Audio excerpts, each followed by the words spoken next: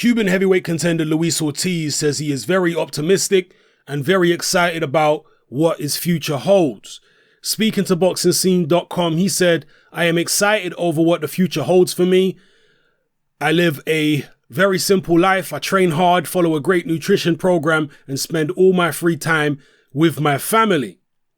Now, for those of you who don't know or maybe didn't catch my last video on Luis Ortiz, Ortiz has split with Golden Boy Promotions. I'm not exactly sure what his promotional situation is now. As far as I'm aware, he is 100% promoted by an outfit called Dade Promotions. Dade County, thanks to those who commented on my last video, have reliably informed me that Dade County is the county which encompasses Miami, etc., that area of Florida. So we split with Golden Boy, and in this article, which I'll leave a link to in the description below, he's talking about the split along with his manager, who's called Haman Casiedo. I believe that's how you pronounce it. Maybe I'm wrong. But anyway, his manager says, "It's bad enough nobody wants to fight the guy. Now we're also stuck in a tournament where the other candidates will likely give up their belts rather than face him. Who knows when the hell Tyson Fury and Vladimir Klitschko will finally get their rematch. Or will finally fight their rematch, sorry. Ruslan Chagayev may not ever fight again, which leaves us with Freza Kendo just to hold on to the WBA title. That puts us into next year for 2 fights and no assurance of anything else being lined up after that." Now that's interesting what his manager's saying there. He's basically saying that the WBA tournament might not be the best route for these guys to go, because of the fact that Tyson Fury and Vladimir Klitschko still haven't sorted out their rematch yet, and you got Freza Kendo in there and a bunch of these other guys. That, to me, seems to be what his manager's alluding to, that this WBA tournament might not be in their best interest to pursue. Anyway, Luis Ortiz goes on to talk about some other things here. He says, "Our team discussed the options and ultimately made the right decision." He's talking about, leaving Golden Boy there. He says, "I have never turned away any fighter and never will turn away any fighter. All the top guys are not with Golden Boy, so the move was inevitable."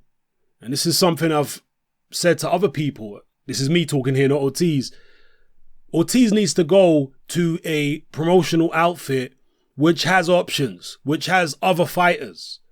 Because Ortiz is an old man, but he's a dangerous old man. He's a talented old man. None of these promoters are going to put their cash cows in with Ortiz unless he's the mandatory, and they have to. They're just not going to do it. He's not going to get a voluntary against anybody. The only way that he would get a voluntary against somebody would be if he was signed to a promoter or an advisor that has a bunch of other heavyweights and has a heavyweight champion. That's the only way he's going to get a voluntary. Nobody else is going to give him one. That's the reality of it. So, as I've said before, his best bet will be Al Haman, because America has a massive Spanish-speaking market. The UK don't. Signing with Eddie Hearn or Frank Warren would be a waste of time. Eddie Hearn's never going to give Luis Ortiz a shot at Anthony Joshua voluntarily. It's just not going to happen. Even if he had signed Ortiz, Ortiz is not marketable in the UK. What if he smashes Joshua to pieces? What then? Eddie Hearn is stuck with a damn near 40-year-old Cuban who don't speak a word of English, trying to promote him as some type of pay-per-view star in the UK. That's never going to happen, people. He's going to keep Ortiz as far away from Joshua as possible.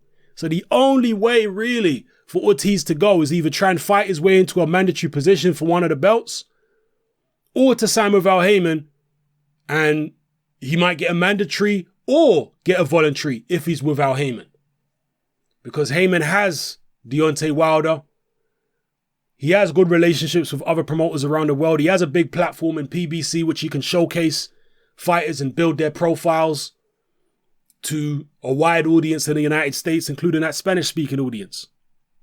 Anyway, Ortiz goes on to say, talking about the split with Golden Boy, he said, "My manager has already lined up a great path to follow. No one pays that kind of money just to then see what happens." Now, what Ortiz is talking about there is the fact that they had to pay Golden Boy an undisclosed fee for terminating the contract prematurely. And I'm sure it wasn't a small fee. So, you know, it is what it is. I'm going to go on in this article here. Let me see here. Yeah, Ortiz also says, all the other heavyweights, maybe they can't even speak basic Spanish because my name isn't that hard to pronounce, yet none of them seem to be able to say it. Jokes. He goes on to say, if they wanted to blame my promoter or my network, well, that's no longer an excuse. Jay Jimenez is a brilliant manager and believes enough in me to invest so much now to make sure I have a future. Now, hopefully I didn't make a mistake there because he just named Jay Jimenez as his manager. And earlier on in this article, I think somebody else was his manager.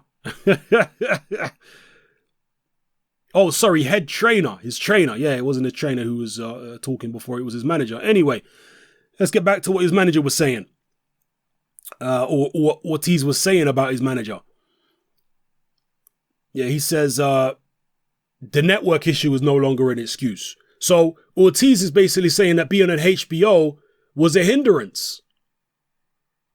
So that seems to indicate that maybe he's looking to fight on Showtime. Because most of the heavyweights in the United States are either on PBC or they're on Showtime. There ain't no heavyweights on HBO. Who the hell's on HBO? Andy Ruiz? That's it. So if you're talking about networks, HBO is the worst network to be on if you're a heavyweight in the United States right now. It's the worst to be on. I got some guy who, he's probably watching this video right now, is absolutely obsessed with hating Al Haman and thinks that Luis Ortiz should sign to Top Rank. I mean, you would have to be absolutely insane to advise Luis Ortiz to sign with Top Rank. They've got no heavyweights. Then you're tied to HBO. I mean, look what HBO are allegedly doing with Sergey Kovalev. They're not letting him fight anybody unless it's on HBO. And with the heavyweight landscape the way that it is, Bob Arum ain't going to win a purse bid against Al Haman. For Luis Ortiz, at least. He's not going to put up that kind of money. Let's say Wilder and Ortiz are set to fight, and that goes to a purse bid. Are you telling me that Bob Arum's going to put enough money up to outbid Al Haman in a purse bid, putting Luis Ortiz up? Hell no. Same with Eddie Hearn. It would be the dumbest move in the world to sign with Top Rank. And as you see Luis Ortiz saying right here, that networks are no longer an excuse because he's not tied to any network. He's not tied to Golden Boy. So this leaves him as kind of a free agent who can go here, go there, go wherever he needs to go. This leads me to believe that he may well fight on Showtime and maybe he will get this advisory deal done with Al Haman. We'll see. It depends if that works for his promoter, Dade Promotions. Anyway, Ortiz also talks about the Ustinov fight here. He says, as far as the Ustinov fight, it's 100% a go. So he intends to go ahead with it. Whether it takes place doesn't matter, of course. Doesn't matter. Of course, I'd love to fight him in Las Vegas. Wherever it takes place, doesn't matter. Of course, I'd like to fight him in Las Vegas and I've not traveled, and not have to travel so far. But honestly, I'd love to go back to Russia and fight. As an amateur, I fought all the best boxers from Russia and was always able to adapt to that fighting style. After all, Cubans perfected that style and added some soul to it. So let me go on in this article. It is a pretty lengthy article, people. I'm nearly coming to the end. Who am I quoting here? Yeah, I'm quoting his trainer again here. His trainer says, you have to understand, 6 years ago, Luis wasn't a free man. He had nothing but a dream of one day fighting in the US and to make enough money to bring his family over here. He was able to do all that. So moving forward, that's the easy part. We took short money for the sake of keeping active. But when the dates thin out, the paydays need to get better to compensate for the lack of activity. With Jay able to make decisions without concern of promotional restraints and who he can't do business and who can't do business with whom, Luis can go back to putting all his focus on what he does best, training and boxing. He's a very driven individual who can put any situation into proper perspective. It goes on to say, Ortiz goes on to say, getting to the US and getting my daughter proper medical care, that was the dream I was able to make. That was the dream. I was able to make that happen. Life is always going to be the hard part. Putting that behind me, and now the promotional status, we can focus on the easy part, fighting.